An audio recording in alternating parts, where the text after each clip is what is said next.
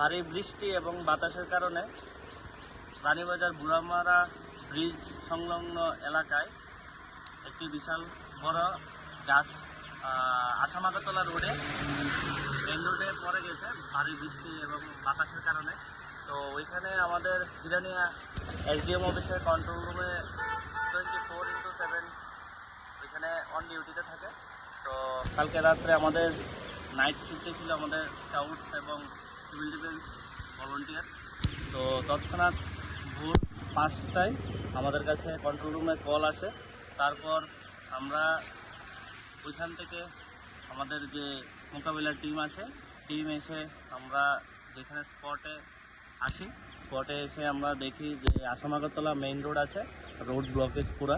তো আমরা তৎক্ষণাৎ ওই গাছটাকে আমরা কাটিং করি এবং রোড ক্লিয়ার করি।